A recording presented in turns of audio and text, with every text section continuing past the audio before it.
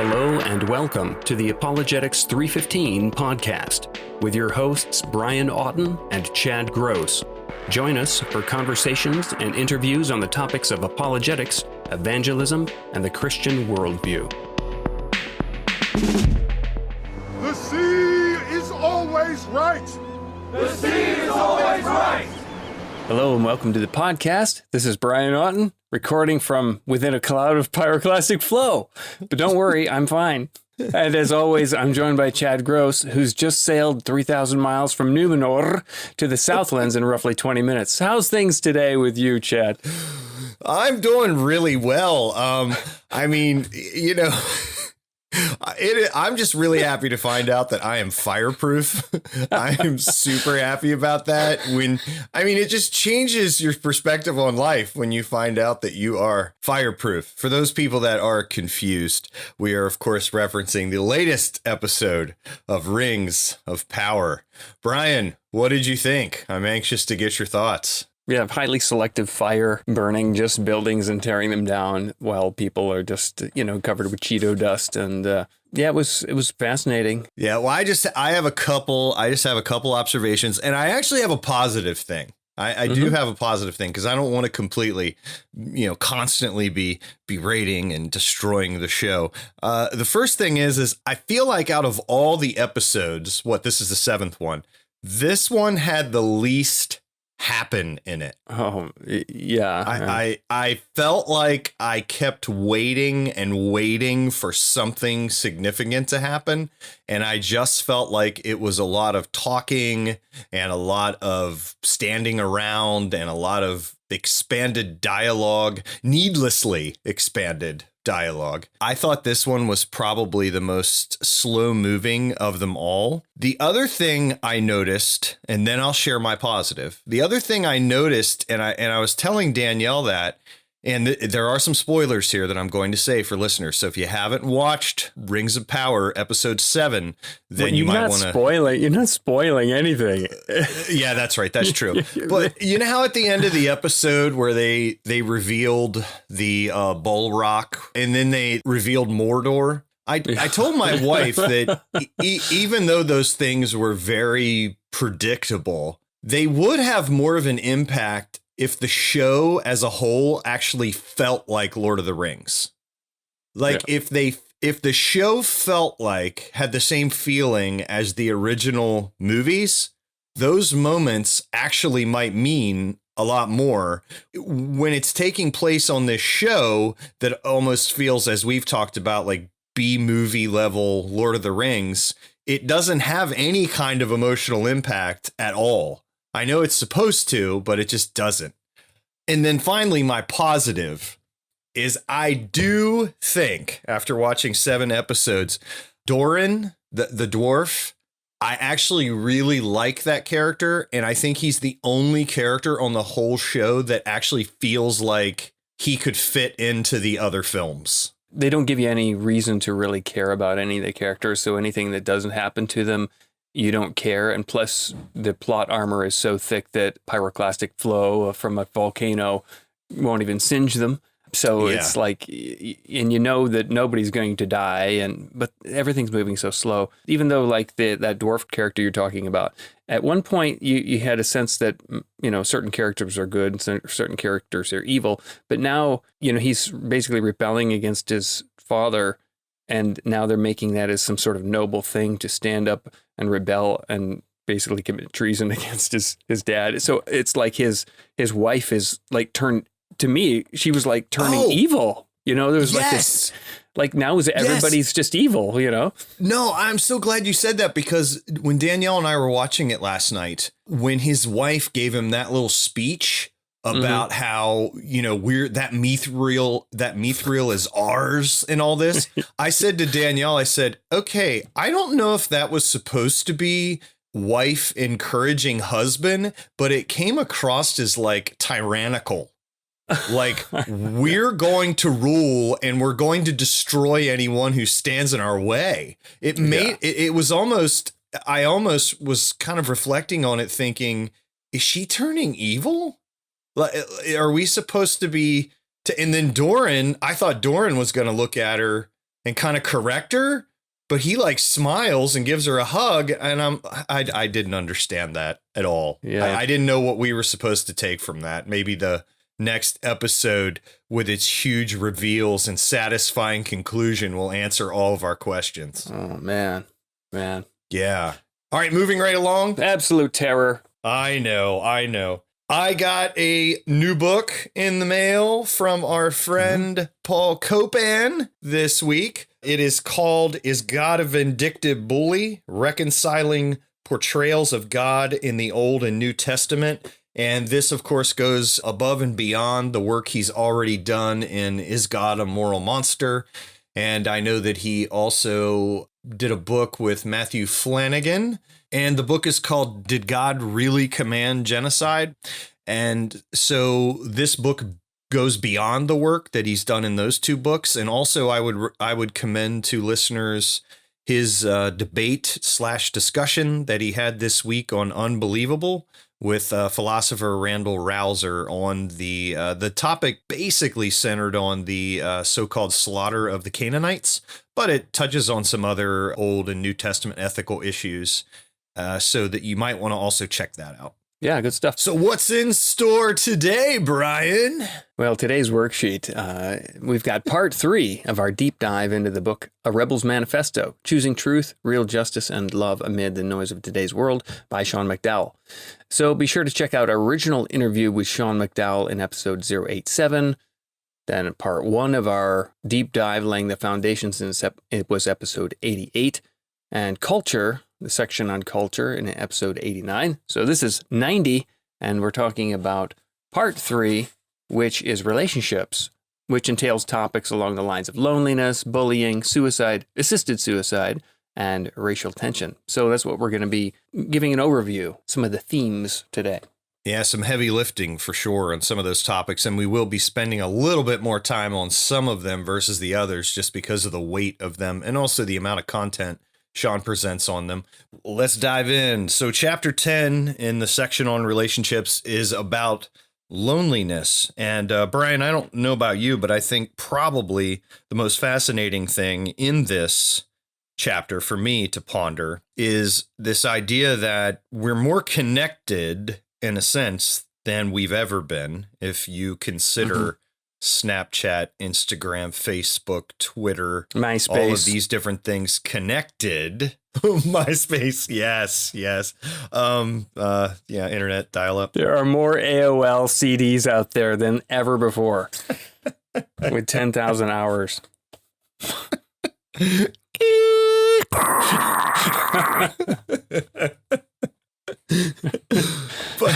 Dear. Hey, that little bit of laughter that we just did is more laughter than all 7 episodes of Rings of Power. Okay, just saying. Anyway, Sean's talking about the effects of social media and how it impacts loneliness. And he says this. He says, your generation has been raised to constantly compare your appearance and accomplishments to others, to fear missing out, and to portray your life as perfectly happy on social media.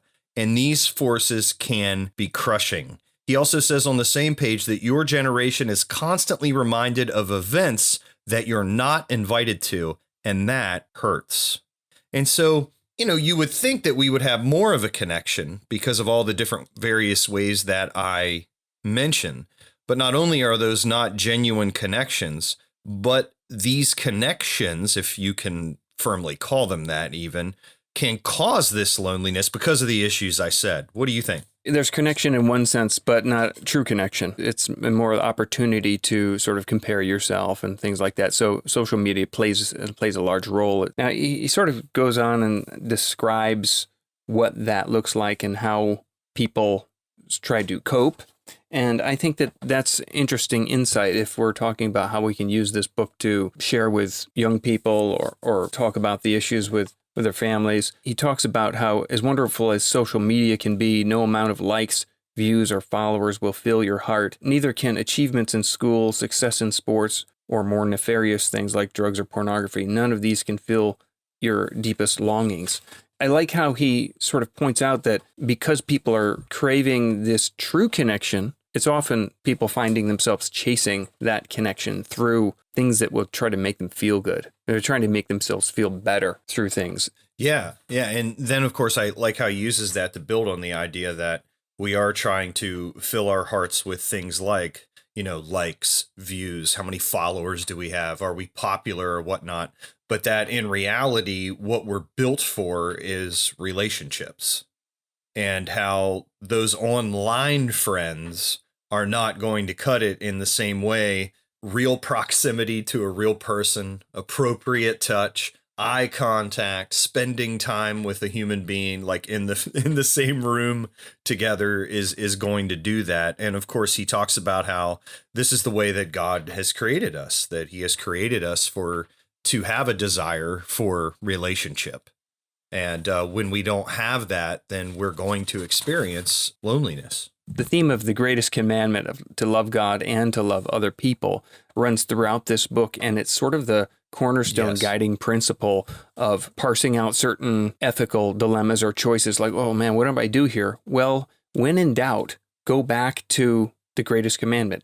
How can I love God in this situation? What would be the loving thing to do for my neighbor here? So back to politics. What's going to honor God? What's going to love my neighbor when it comes to connections? I wanted to pull that aspect out of this chapter and notice how it's running throughout the book. That principle goes back to, as you were saying, that principle goes back to everything, right? I mean, if you look at marriage, how do I love God and my neighbor? Who's the neighbor in that case? My wife, right? How do I love God and love neighbor? Parenting. How do I love God, love my neighbor? Relationships, work. That applies everywhere. So I think that's a great point. He has a great paragraph here where he says, let me get personal. You are built for relationships, and when they are lacking, you will choose something to fill the void. If you don't fill the void in your heart with genuine connections with God and others, then you'll be ripe for a relational counterfeit. Drugs, alcohol, pornography, consumerism, and a host of other lies. They all promise to make you feel good and make your life meaningful, but in the end, they'll only lead to addiction, brokenness, and loneliness. I remember hearing in a men's group one time, the opposite of addiction is connection. And this paragraph really sort of fleshes that out. When you're not having true connection or relationships, then you tend to do things that become addicting to try to fill that void. So sometimes the answer to why someone is addicted is because they're not finding true connection either with God or the other people in their life that they need to. And so other things try to come in and fill that void because it's a vacuum. Anyway, I just thought that was really useful. Yeah, no, I agree completely. And he offers a few ways you can help yourself and others overcome loneliness, specifically 3. He says if you're hurting, share with an adult or a trusted friend. And he points out how there are a number of people in your generation who are lonely, but they do a great job of covering it up with a mask. I think we can all relate to that. But you need to reach out to someone. And if you bury those feelings inside, they can lead to some of the things that Brian was just talking about. And so make sure that there's somebody, a trusted adult or friend that you can talk to about these things. Also, focus on building genuine relationships with friends. And Brian, I really appreciated what he said. He said social media, video games, and other technology can help, but ultimately we need flesh and blood relationships. Eye contact, appropriate touch, proximity, allow people to get to know you. And of course, he talks once again, we talked about this in our last episode, but also he talks about this, doing this at church, which is the family of God, is a great place. And then finally, if you're not lonely, reach out to those who are. And so if you see people who seem like they're marginalized, they may be ill, they may be poor or whatnot, those are the people that you want to reach out to, because of course our example is Jesus, and those are the people that he went to. And so we, of course, want to imitate him. And so those are some ways that he talked about dealing with loneliness that I thought were easy to implement in a sense, but also very practical. Okay, so let's move on to chapter 11, dealing with the topic of bullying. I think maybe a good place to start would be looking at what definition Sean McDowell gives here for bullying, coming from page 95. He would call it unwanted, repeated, aggressive behavior between two people with a power imbalance. essentially a bully tries to make himself or herself better by putting another person down. And later in the book, he also talks about, well, you know, bullying when you see it. Everybody kind of gets it. Right. And then overall, the goal of this chapter, or the structure of this chapter, it starts out like describing the people that are bullied, the people who are standing on the sides watching that, and what's going through their head and maybe their responsibilities, and also the bullies and maybe why they're doing what they're doing, and then how we can respond to that. So anything popping out of this chapter for you, Chad? This chapter hit home for me because in my upbringing, I could point to times where I was bullied, but I could also point to times where I was a bullier, if you will, that I was the bully myself. And so I wrestled with both of those aspects of, both of those feelings, if you will. What really stuck out to me, though, was this idea that what does the Bible say about bullying? And he points out a number of things, but what hit me was this. He said, Jesus touched the untouchable. He loved the unlovable. Even those who were excluded by society could be included in his love. If Jesus, this is what cut me, man. If Jesus were physically present today, he would stand up to bullies, have compassion on those who are bullied, and he would never be a bystander. And I think for me, those are kind of the keys there, right? Is that standing up to bullies, having compassion on the people who are being bullied, and then, of course, never being a bystander. And of course, those are situation relative as far as what does it mean to never be a bystander? I mean, sometimes, yes, you have to step in. Sometimes maybe you have to tell a trusted friend or an adult and ask for help. But bullying is a real issue. I can tell you as an elementary school teacher, even I've been doing it. This is my 23rd year. And even on an elementary level, I have seen bullying increase hand over fist. And it is a real issue that we need to be equipped to deal with because it does impact kids. And Brian, I don't know about you, but I thought it was especially powerful when he pointed out, find an adult and ask an adult, were you ever bullied? Now, when they're an adult, you can still see the emotional pain that comes across their face from when they were bullied when they were a kid. And so this is a really serious issue. And I think that McDowell's advice as to how Jesus would handle it is very impactful. I'd been bullied a certain couple of years in my life, and it's not like it had no effect. It was not like when it ended, then I was fine. Yeah. That shaped how I approached everyone. Because it was like, okay, my coping with that was either avoiding people or trying to appease them. I realized that anyone that later in my life that I was intimidated by, I would either become very submissive to them or like try to make a joke relationship with them so that they thought I was funny. Because I saw them as a threat. Right. Yeah. I only realized that like ages later, that like people pleasing and fear of man came out of that bullying experience I had, Yeah. I think too, for me, one of the interesting things about it is bullying is almost like, like let's say I'm out playing street hockey with Lily and I blow my knee and I have to get knee surgery, right? I mean, it's going to be well enough that I can walk and stuff, but I'm always going to be, it's going to leave scars and I'm always going to have to be aware of it. I mean, in a lot of ways, like the emotional pain from bullying can be a lot like that.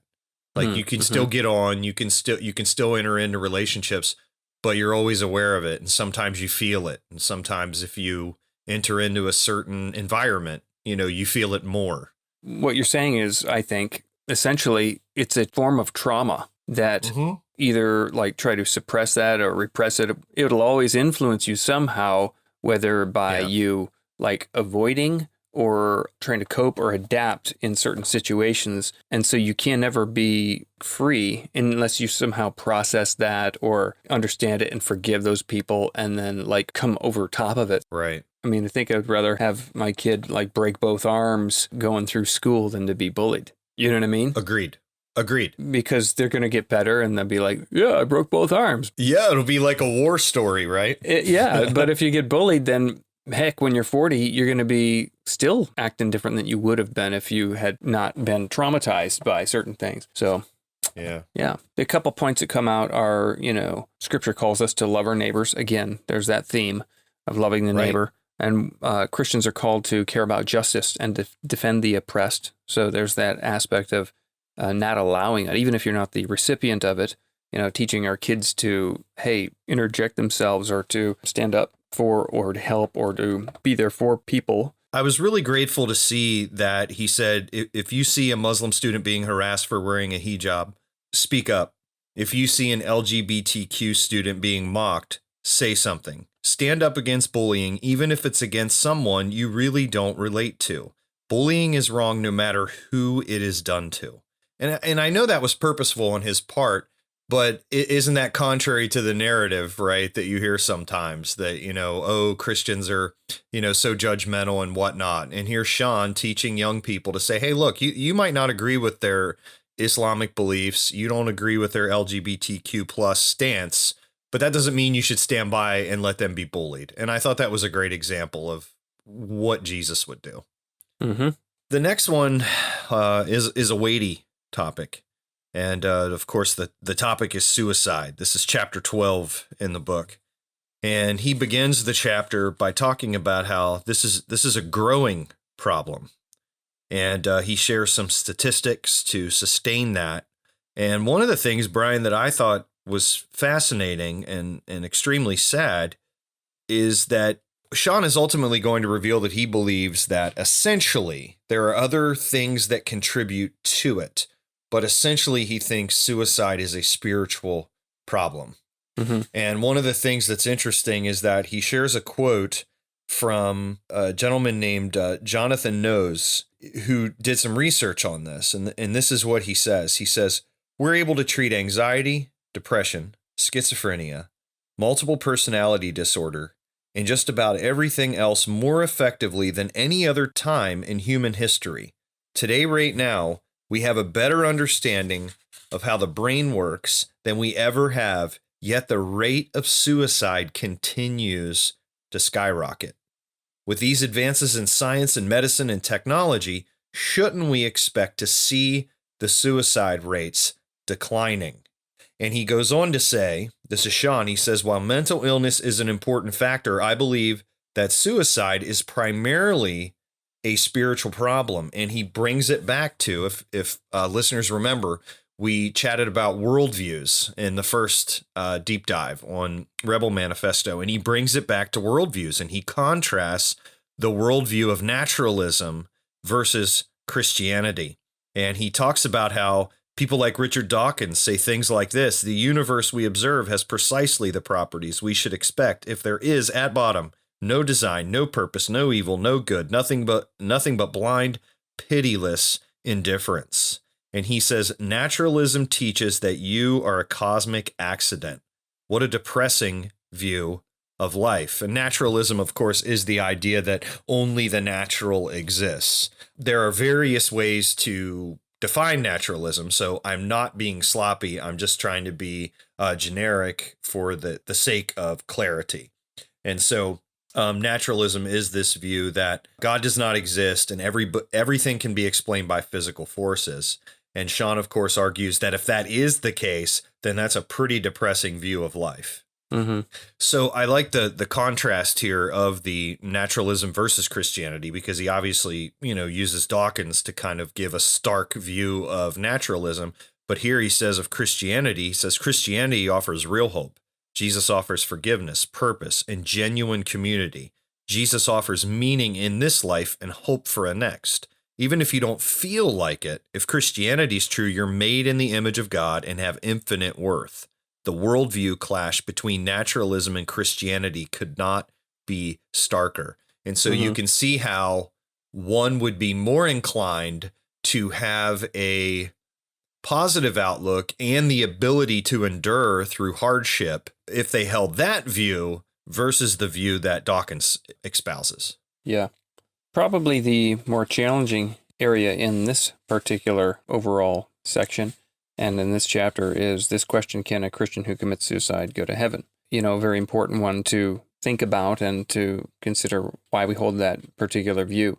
He encourages people that while God has an unmistakable grace for those struggling with suicidal thoughts, he does say, this is a big deal. One of the interesting things, too, is this is an amazingly practical question, because this question often comes up when, for example, I remember when Robin Williams tragically took his own life. Now, obviously, I have no idea whether or not Robin Williams was a Christian. I have no way of knowing that or what his beliefs were, but that's often the time that this type of question comes up is, well, is Robin Williams in hell because he committed suicide? Or even think of the philosopher and pro-life defender, Mike Adams, who was a Christian who took his own life. And those questions often come up. And so not only is this an important question theologically, but it's also amazingly practical, especially for those families that have lost somebody to suicide. Yeah. And the tricky bit here is that, to my mind, it seems like there would be an external pressure to influence our theology because we really want to comfort people and give them hope. Mm-hmm. We have to understand the potential for that sort of desire for hope and comfort to perhaps skew our view of Scripture. And on the other hand, that has the cost of making it an easier thing for those who are contemplating suicide. Yeah, so it's a double-edged sword. If you go for comfort, you're almost saying, don't worry, it's forgiven. Oh, it is? Yeah. Well, so that's why I was saying, I appreciate how he starts the chapter saying, hey, this is a God full of grace, but this is a serious issue. It's not like sin still doesn't have consequences, not only for yourself after you face and stand before God and his judgment, but there's also the consequences of those you leave behind and the toll on their lives and the destruction there and the loss. And so back to this idea of, what's influencing our theological interpretation here. Yeah, I'm so glad you said that, because I was rereading this chapter because obviously I knew we were going to do the podcast. And one of the things I was thinking was something along the lines of what you're saying is that, the one mistake you would make is that you would want to make it seem like it's not really that big a deal if you take your life, right? But then the other mistake you could make is that you would dogmatically say everyone that commits suicide goes to hell, because you want to put the fear of God, if you will, into people so that they don't do that. But of course, the best we can do, I think, is to evaluate what Scripture says and what good reasoning does, and to our best ability be as objective as possible. And then, of course, just trust that the Holy Spirit is going to do the rest. Mm-hmm. Where Sean lands is that saying that these are not straightforward conversations. The debate can go on for a long time. It's a highly complex issue. The bottom line is that eternal life is experiencing God's grace by faith in Jesus. He says salvation comes not through our works, but because of what Christ has done for us. I believe claiming that Christians who commit suicide cannot be saved threatens to place salvation in our efforts rather than God's grace. So he seems to land on the aspect that God's grace is there and that that's not the quote-unquote unforgivable sin.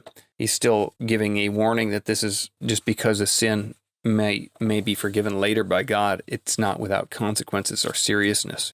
Yeah, and this made me think too, as I was thinking through it, is it very well could be, and again, this may be a bit of speculation on my part, but I hope it makes sense. But it could be person relative here. So so for example, if person A has a genuine mental breakdown and is not aware of what they're doing, and in a fit of delusion takes their own life, I think God will take that into account. However, if person B has been planning it for a couple weeks and is very kind of cool about it and kind of is saying, well, God will forgive me anyway, I think God will take that into account. And so I think there is a bit of I think Sean does his best in this chapter to draw some conclusions based on what we know, but there's a little bit of ambiguity here that only God can know. If the questioner is kind of coming from the aspect of, hey, I know someone who committed suicide, then it seems to me the pastoral thing would be to say, here's what the Bible says about forgiveness and God's grace, Yeah. But if someone who's asking this is struggling with suicidal thoughts, then it might be more along the lines of wisdom in your pastoral care to say, hey, listen, this is serious. And You don't want to sin presumptuously here in thinking that God will forgive you. Right. Because you still have to stand before God, whatever you do. And in that case, I think that we need to try to be wise on the issue. And I, looking through this chapter, and again, we're not trying to give definitive answers here. Just kind of, no. This is definitely an issue where you could read a few books on rather than just a few pages. Yeah, that's great advice. And I also think that what Sean does a good job here before we wrap this chapter up is he does a good job, I think, and I think he would agree with this, is saying that it's wrong to say that everyone who commits suicide will experience eternal separation from God. But he also does a great job of pointing out that doesn't mean no one that commits suicide will. And so he ends the chapter once again. What can we do, he says, with this being an epidemic in our country, meaning the U.S. But Brian, I'm sure that the numbers there are comparable. He says, number one, if you're having suicidal thoughts, know that you're not alone. And this seems kind of strange, but sometimes it can be comforting to know that you're not alone. And you can feel like you are, but that obviously this is something that a lot of people, young people in particular, are struggling with. He also gives biblical examples of people who struggle with this. And so don't buy the lie that you're alone. Secondly, if you're having suicidal thoughts, talk with someone. He gives the example of a parent, a teacher, a coach, a trusted adult. There's even a suicide prevention hotline number he gives, which I am going to give, 800-273-8255. And then finally, he says, look to help others who are hurting. He gives some signs that you may see in others who are hurting or might be crying out for help. And he encourages you to be a leader and to reach out for those people. And so those are just some things that how a Christian can help maybe stem the tide a bit of what has become an epidemic. Okay, we're going to move on to chapter 13, assisted suicide. Now, what I'll do first is I'll just kind of give an overview of the structure of this chapter, and we'll just unpack a few of the strands that are maybe items to wrestle with, because this is one of those other topics where it's a little more complex. Mm-hmm. As in all of Sean's chapters, he kind of starts out with a little bit of a provocative statement with a attention-getting little story.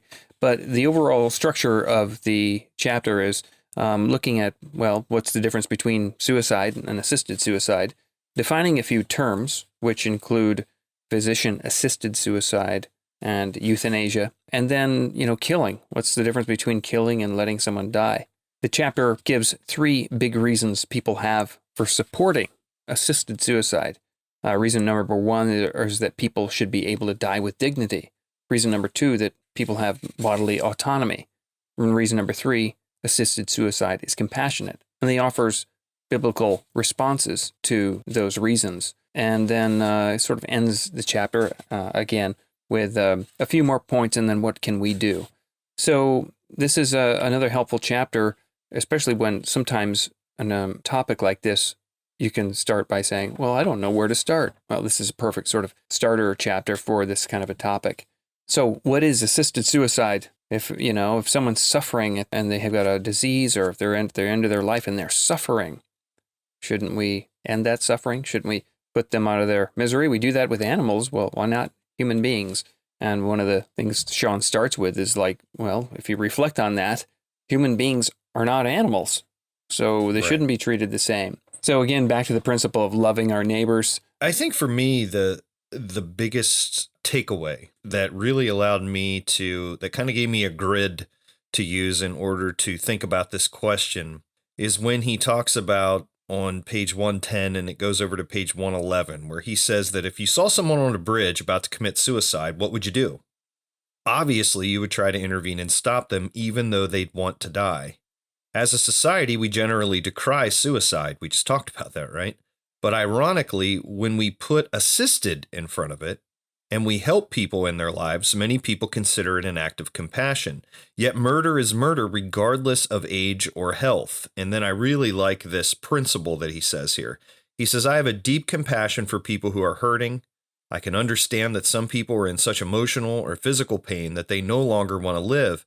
But because God is sovereign over life and death, and we have the obligation not to take innocent life, we should never help people commit suicide. There is a better way to deal with suffering. And I really think that principle there is helpful. And he goes on to talk about how almost all pain can be handled through medicinal means and through pain management and things like that. But I really like that point about how God is sovereign over life and death. And we have an obligation not to take innocent life. And I think that principle really helps you think through some of these thorny issues. Yeah, I mean, that seems to be the way of approaching the various ethical issues that come up, is that you have certain guiding principles like loving God and loving neighbor. And then the guiding principles here are God's sovereignty and our commandment not to take life, the value and worth and dignity of someone's life, even if they're going through difficulty, so that these temporal concerns, situational concerns, don't override those overarching principles or foundational principles, if you will. So I like how he's laid out these three reasons, because he gives logical responses, principled responses to what can be very strong emotional arguments in favor of assisted suicide. In particular, the one that assisted suicide is compassionate. He says the Bible does instruct us to be compassionate and also commands us not to take an innocent life. So, we care for people when they are suffering, but compassion doesn't mean ending their suffering by killing them or helping them kill themselves. Yeah.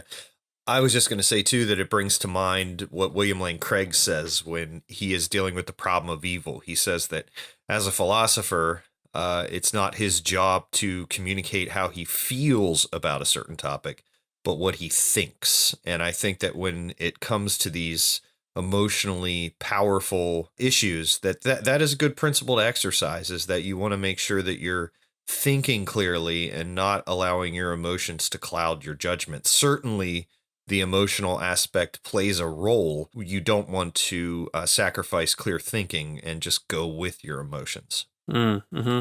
He ends the chapter with a great question, I think, one that I have wrestled with. He says, does assisted suicide lead to a slippery slope?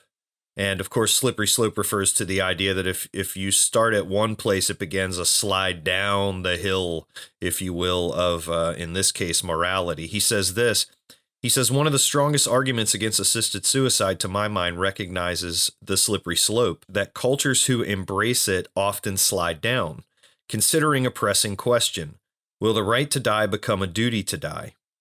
As older generations retire and medical expenses increase, will there be pressure on older or sick people to do their duty and die? Will older family members have to justify their existence? These are not unrealistic concerns. And then he gives examples. He says, once assisted suicide is approved, the pool of those who qualify for it tends to expand.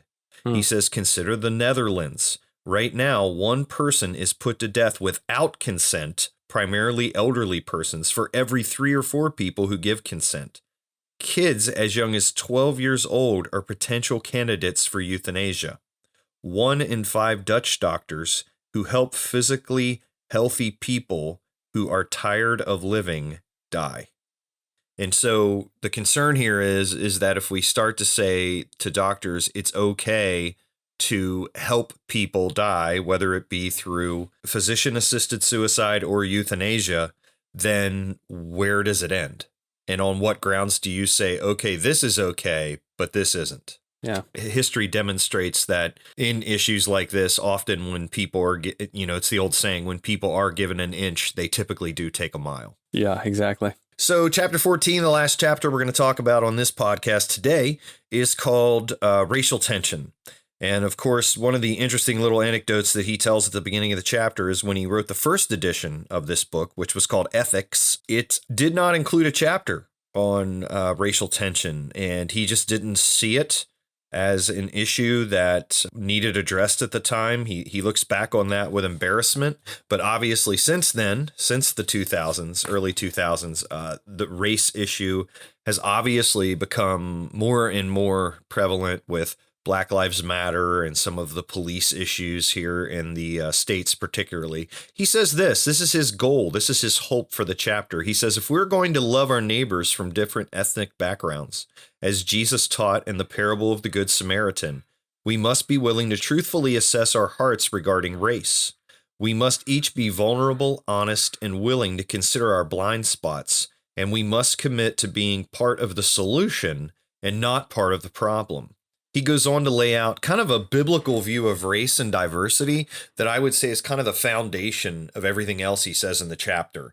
The first thing he says is that God valued diversity.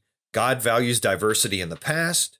He values diversity in the present, and he will value diversity in the future. In the past, he gives the example that all humans, scripturally, came from the first couple, Adam and Eve. That means all human beings, regardless of their ethnicity, national boundaries, skin color, are made in the image of God, and they reflect their creator. Also, God values diversity in the present. We see on the day of Pentecost, which marked the beginning of the church, that the Holy Spirit enabled people from different countries and people groups to understand the gospel. Why is that? Because the church is meant for the young and old, male and female, and people of all races. And then finally, in Revelation 7:9, we see that God will value diversity in the future. John describes a future state consisting of a great multitude of people standing before God's throne, and it says from every nation, from all tribes and peoples and languages. Heaven will be a beautifully diverse place. And so if God so values diversity in the past, present, and future, then we too should value diversity and abhor anything that devalues or rejects someone based on their race. And I think one of the things too, Brian, before we get into kind of the blind spots people can have, one of the things I liked here, he did acknowledge that people in the past have used scripture to argue, for example, for slavery or even to justify racism. But I think that just through those kind of that foundation that I've laid there, that you can see that you can manipulate and use the Bible in that way, but it's not consistent with the way that God has revealed himself. Yeah. He talks about the evils of racism. Racism is the failure to love our neighbor and to love the God who made all human beings, regardless of race, with inherent dignity. He does spend a few paragraphs talking about Black Lives Matter and a little bit of the history of the tensions in 2020 and the Black Lives Matter movement. And he says Christians can and should have deep concerns about the organization Black Lives Matter, but the statement that Black Lives Matter reflects a plea for people to be valued equally alongside other human beings, and that has existed long before the organization was formed, and that we should listen to that. So I like that balance and the differentiation there. I thought that was a really good distinction that he made there, because obviously there are issues with the organization even since he's written this book. Some of those concerns have come out as far as where their funding and things go. However, that does not mean that we should not hear the cry behind the phrase Black Lives Matter. And there are people obviously who genuinely feel that they're not being treated equally, and that we should be willing to hear them, which is one of the things he talks about later in the chapter, is befriending people that are of different ethnicities on purpose and hearing their stories and being willing to hear a different perspective so that we can grow more in this area as well. Chad, tell me a couple myths when it comes to this idea of race. I thought these two were really well chosen because I've heard them both. Okay, let me say this. I've either heard them both or I see them kind of play out in culture. Let me put it that way. So the first one is racism is nowhere. So the way that I've heard this one played out is that, there's no racism in America anymore. That there's no slavery ended with the Civil War. There's no racism anymore. I think that Sean says this a lot more eloquently than I do, but this is hopelessly naive. Unfortunately, I think as long as humanity exists, racism will exist because we are fallen people, which is why Sean preaches well that we need to be aware of our own blind spots, because sometimes you can be pointing your finger at other people and be completely unaware of your own shortcomings in this area. But I do like what he says here. He says, "It is a myth that racism doesn't exist. Certain individuals are racist. Don't believe me? Just follow racial discussions on social media." Enough said. So the other myth is that racism is everywhere. And of course, this is the idea that, kind of begins with the assumption that disparity equals discrimination, or at the root of all of our problems, at core is the race issue. And of course, there's plenty of counter examples to push back against that. Very good. There's a couple more traps that he talks about for talking about what we can do. And we'll just talk about those. Ignoring America's checkered past. And then the other trap is ignoring progress made on race relations. So I think finding those middle grounds are helpful. And so he gives us 3 things that we can do: build relationships with people of different ethnicities, root out racism in your own heart, and being a good listener. Any of those pop out to you in particular, Chad? I can't help but to hit on the whole root out racism in your own heart. I think that we all are prone to looking at people that are maybe of a different culture or a different skin color differently, and we have to be aware of that and admit of that because of our fallenness. But as a Christian, as Sean says, every race needs to be willing to examine your own blind spots, but also keep in mind that grounding, that God values diversity and that everyone is made in the image of God. If everyone's made in the image of God, everyone is equal. And I think everybody is made in the image of God. Therefore, everyone is equal. Therefore, I don't have the right to treat anyone as if they're beneath me, especially because of something as preposterous as the color of their skin. Yeah. Well, thus concludes this week's deep dive. But get ready for next week. You won't want to miss it. Yeah, we're going to be addressing issues. What is God's view of sex, homosexuality, transgender ideology, pornography, abortion, some very serious issues, some culturally relevant issues. How can we think about these in a way that, as Brian has pointed out throughout this whole podcast, that we can love God, but also love our neighbor? And appreciate you listening. And if you listen next week, I think you'll get some good tools that will help you do that. There's links in the show notes. Rebels Manifesto, Choosing Truth, Real Justice, and Love Amid the Noise of Today's World. Thanks for listening. See you next time. Thanks for listening to the podcast. If you have a question you'd like us to address or just a message for us, feedback, good or bad, you can either email us at podcast@apologetics315.com or leave a voice message for us using SpeakPipe. Just go to speakpipe.com/apologetics315 to leave us a message. And remember, if you include a Ghostbusters quote in your question, we guarantee that we'll read it on the podcast. We also ensure up to 50% better quality answers. Also, if you've enjoyed today's podcast, please leave a review in iTunes or the podcast platform of your choice. And please share this episode with a friend if you found it useful. Remember, you can find lots of apologetics resources at apologetics315.com, along with show notes for today's episode. Find Chad's apologetic stuff over at Truthbomb Apologetics. That's truthbomb.blogspot.com. This has been Brian Otten and Chad Gross for the Apologetics 315 podcast, and thanks for listening.